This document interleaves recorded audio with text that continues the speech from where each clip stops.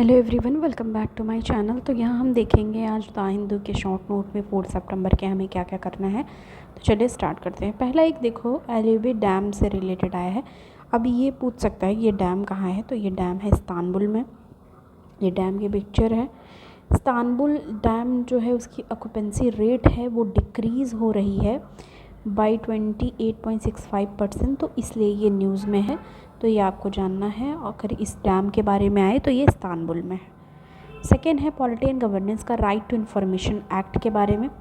तो RTI act 2005 की बात की जाती है, जो हेल्प करता है सिटीजन्स को ऑब्टेन करने के लिए इन्फॉर्मेशन, मतलब वो इन्फॉर्मेशन ले सकते हैं किसी भी डेटा का गवर्नमेंट से, जो कि सेंट्रल गवर्नमेंट और स्टेट गवर्नमेंट जो इंस्टीट्यूट होते हैं वहाँ से, इंस्टीट्यूशन जो होते हैं सेंट्रल एंड स्टेट गवर्नमेंट के, वहाँ से वो इन्फॉर्मेशन क्या कर सकते हैं, ऑब्टेन कर सकते हैं, ले सकते हैं।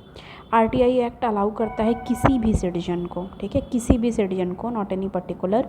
RTI act, right to information act, ये अलाउ करता है किसी भी सिटीजन को to make request for access data, मतलब वो क्या कर सकते हैं, डेटा को एक्सेस कर सकते हैं, डॉक्यूमेंट को और अदर इन्फॉर्मेशन को। Exemptions prohibit personal data disclosure of citizen by government. अब इसमें एक चीज़ और कही जा रही है, digital personal data protection act 2023 latest है ये। इसमें क्या कहा जा रहा है कि amended this qualified prohibition into total prohibition. मतलब ये क्या कहना चाह रहे हैं, देखो एग्जम्पशंस में, देखो ये इम्पॉर्टेंट है।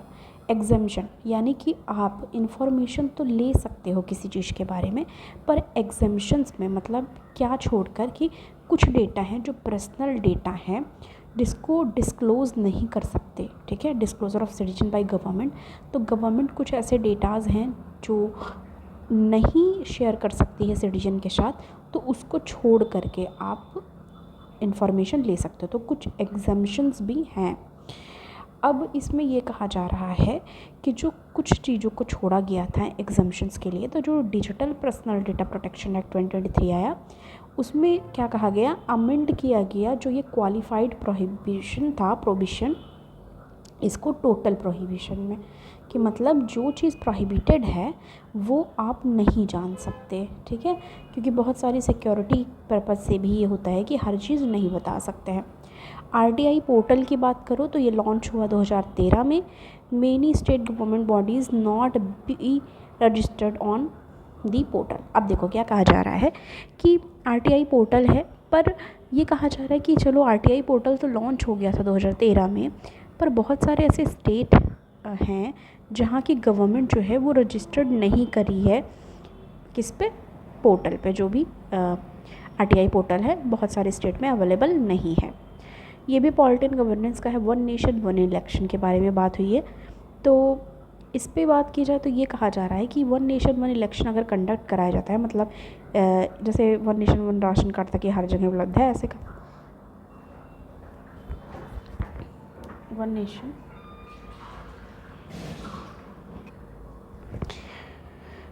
तो ऐसे इस पे कहा जा रहा है वन नेशन वन इलेक्शन के लिए कि does not square with the concept of federalism, कि ये जो कॉन्सेप्ट है फेडरलिज्म का उसको क्वालिफाई नहीं कर रही है, क्योंकि फेडरलिज्म क्या है, established on notion entire nation is one contradiction the content of article 1 sorry.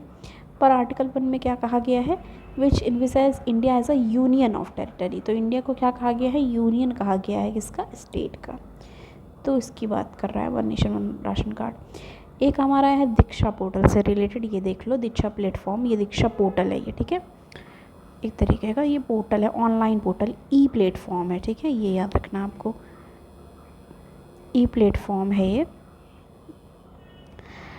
इसमें कहा गया है कि यूज़ किया जाएगा एआई का, आर्टिफिशियल इंटेलिजेंस के यूज़ की बात की गई है दीक्षा ई पोर्टल के लिए, जिसमें क्या कहा जा रहा है कि national e governance division of ministry कौन सी है, इलेक्ट्रॉनिक एंड इंफॉर्मेशन टेक्नोलॉजी ने क्या कहा है कि set to integrated personalise adapted learning. तो पर्सनलाइज अडेप्टेड लर्निंग को किस में चेंज कर रहे हैं, into existent digital infrastructure knowledge sharing platform. Diksha का ये फुल फॉर्म है, ठीक है, तो ये प्रोवाइड करने वाले हैं।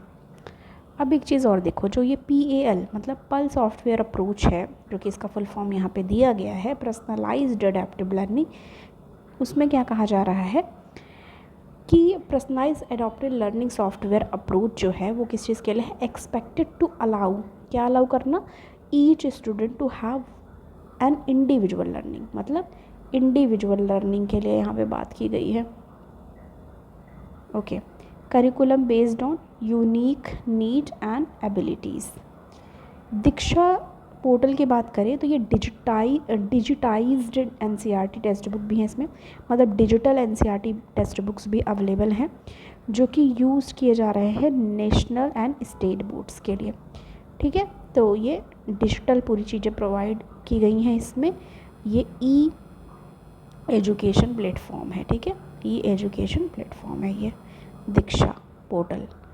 आदित्य L1 की बात की जाए जो कि सक्सेसफुली लॉन्च हुआ था सैटरडे को, तो आदित्य L1 अब इसमें जो आदित्य L1 है इसकी बात करें तो L1 के बारे में जान लो। L1 क्या है, ये L1 पॉइंट है where satellite will face equal gravitational forces from both sun and earth. तो ये लग्रेंज पॉइंट जो कहा जा रहा है इसको, तो ये ऐसा पॉइंट होता है L1 पॉइंट बताया जा रहा है कि जिसमें जो सैटेलाइट है, ठीक है, जो सैटेलाइट भेजी गई है वो क्या फेस करेगी, इक्वल ग्रेविटेशनल फोर्स। ठीक है, दोनों साइड से, सन की तरफ से भी और अर्थ की तरफ से भी। तो ये L1 पॉइंट इसे कहा गया है, आदित्य L1। ओके, ये लाइन याद रखनी है।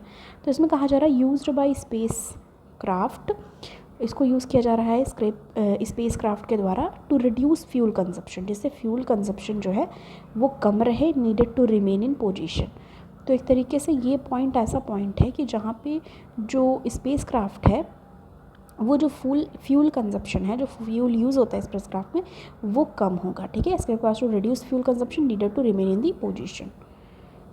लग्रेंज पॉइंट की बात करें तो ये नेम दिया गया है honour of Italian French mathematician, मतलब ये इटालियन और French mathematician Joseph Louis Lagrange के द्वारा ये क्या दिया गया है, पॉइंट दिया गया है।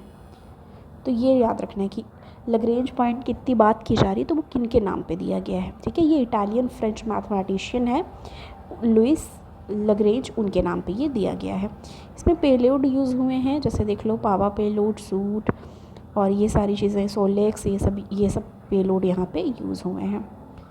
तो ये मैंने यहाँ पे लिख दिया है। तो ये था हमारा जो आज हमें डिस्कस करना था द हिंदू के शॉर्ट नोट में। आई होप कि आपको जो मैंने शॉर्ट नोट बताई वो यूज़फुल हो आपके लिए। थैंक यू सो मच, मिलती हूँ मैं आपको नेक्स्ट वीडियो के साथ। Thanks for watching, thank you.